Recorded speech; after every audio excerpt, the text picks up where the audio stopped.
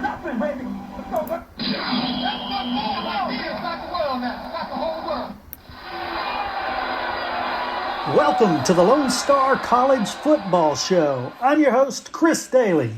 Each episode, I will bring you news and information about college football in Texas, not just the FBS school, anyone who plays college football in the great state of Texas. I will do so by talking with the people making it happen on the gridiron, the head coaches, the staff, the players, but mostly the head coaches. Thank you for joining us.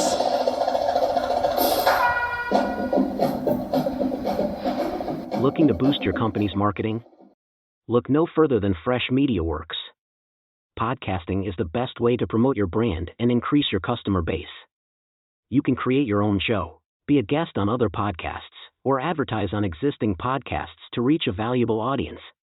Don't wait. Start elevating your marketing game today with Fresh Media Works. Call now, 713-269-4620, or find us online at freshmediaworks.com/podcasting.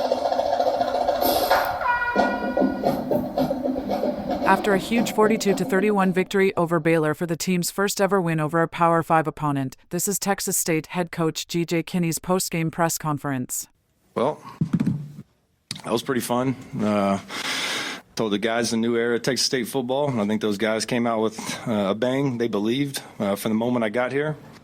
And just really proud of the players and the staff, support staff, everyone involved. Couldn't have done it, without all those guys. And we got Don Coryell and President Danfus for giving me an opportunity to be the head coach here at Texas State. Really appreciate them for that. Just really, really happy for our players and the university. This is a big-time win, beating a Big 12 opponent on the road in our first game. TJ Finley got the start for you at quarterback. Yeah. You told us you weren't really sure what you were going to do before the game. How long did you actually know in the fall camp that TJ Finley's your guy and your role? We didn't really know. Malik had a really good fall camp. I mean, Don Coryell asked me literally every day, and it was back and forth. It really was. And those guys handled it like a pro. Malik was excited for TJ tonight. I know that's tough, but he's a start. I mean, he's a starter, really. That's why I had the or on there. I believe in Malik, and I really wanted to put him in at the end of the game right there to run out the clock, but I didn't think that was fair to him. But we're going to continue to use Malik, but TJ had a really good night. TJ's a pro. There's a lot of things we got to clean up from tonight. We turned the ball over too many times and put the ball in jeopardy too many times. But I told him in pregame that our big-time guys have to make plays in this game for us to win. But I also told him we didn't have to do anything special. We just go out there and play our brand of football, and that's what we did. TJ coming out here and doing what he did tonight after his two previous stops, there's a lot of pressure on him at those big SEC schools. For him to come out and kind of assert himself, I'm sure is good for him. Do you think that was good for him to establish himself and show that he still can do this thing? Yeah, there's no doubt. He's a really good player. Like I told him when I recruited him, I think he's an NFL quarterback. I mean, he threw some dimes tonight, converted a couple big-time fourth down conversions with the pressure on the road. And we had a bunch of newcomers step up. I thought that was pretty cool to see. You see Ish getting a touchdown early. You see Denario going to make a play. Sean Holton getting a big interception at the end. So maybe I knew what I was talking about when I was recruiting all those guys. Coach, you talk about newcomers. You've got a lot of them on this team. I mean, what does it say about those guys? It's the first game that they're playing together. It was a pretty clean game for the most part. Yeah, it was a clean game, but we got a lot of stuff to clean up before next week. I know that, but that's a credit to our coaching staff on both sides. I mean, our defense played really well tonight. I know the offense always gets the love, but our defense played really well. Got some big-time stops and some big-time moments tonight. But, man, I'm very fortunate to have the coordinators I do in all three phases. Those guys are rock stars, and just really appreciate those guys. So. Field goals early with easily been touchdowns. Yeah. The two big turnovers late. I mean, especially when Baylor's making that many plays. I mean, how do you kind of tell those guys just kind of keep their head and stay focused? Yeah, I read the game notes, and I told those guys before the game that I I think he's 0-2 when the opponent scored 40-plus points. So that was kind of our magic number. If we get to 40, we felt like, statistically we'd win. So defense did a great job, and offense went out there. And I really wish we could have put it away on offense at the end, but it is what it is. Coach, with so many new additions to this team, bringing so many transfers, along with the old players that were from last year's team, how was this team able to gel together and be, just coming together to get a big win like this one? Yeah, I think our coaching staff, I think they did a great job. We recruited quality guys. We recruited big-time men of character, and they want to win. I think everyone had a chip on their shoulder. A lot of these guys are been wrote off by other programs, and they come here and are starting and making a contribution. It's a credit to their hard work and our coaching staff.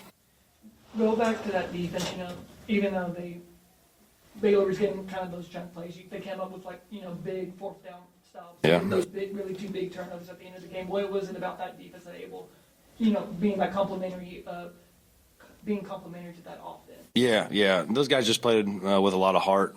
We knew they were going to line up and run the ball, and I challenged those guys to really get after the quarterback, and I felt like they did that. And when you do that, good things happen. I let Sean Holton break out the huddle on Friday after our Fast Friday, and I said, I've been to war with this guy before, and he's going to make a big-time play, and, man, he did. You were talking about some things you guys still need to clean up on, too many turnovers or something. Yeah. What do you think that was behind that? Do you think it was just first-game jitters?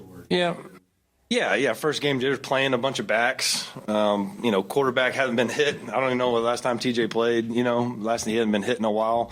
So it's just one of those first-game deals. There's always some growing pains, but, I think we'll make a huge improvement in week 2, and we got to. Obviously, we're playing a really good opponent. So.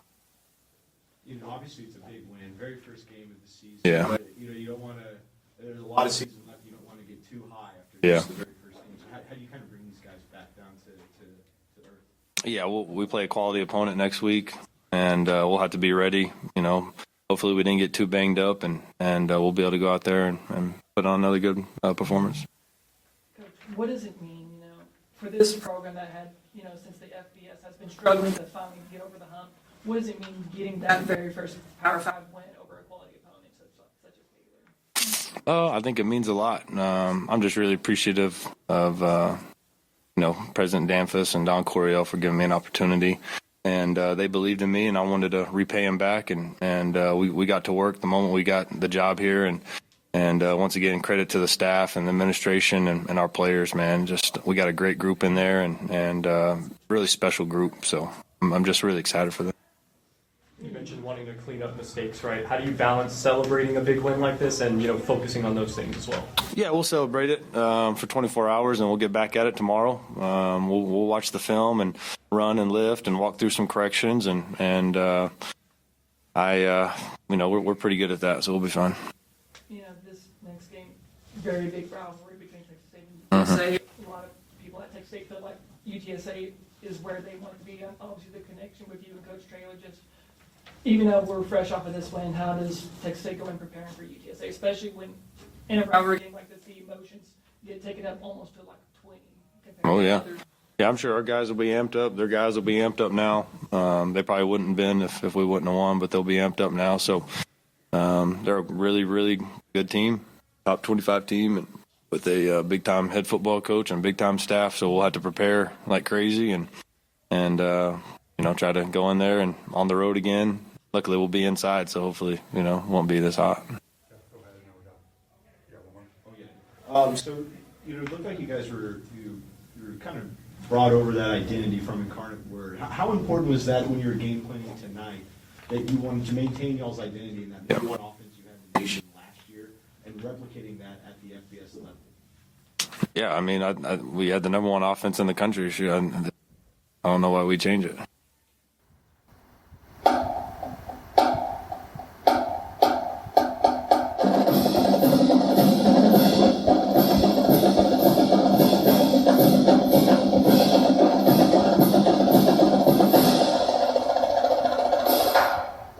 And once again, I want to thank Junior Smokehouse for being the title sponsor of the Lone Star College Football Show.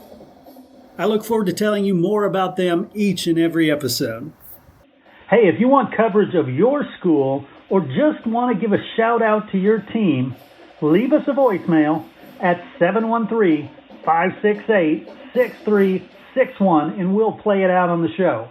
That number again is 713-568-6361. Also, do us a favor and give us a rating and review on iTunes, Spotify, wherever you listen to podcasts. We will also read out the best reviews on the air. Until next time, I'm Chris Daly reminding you to get out there and enjoy some football.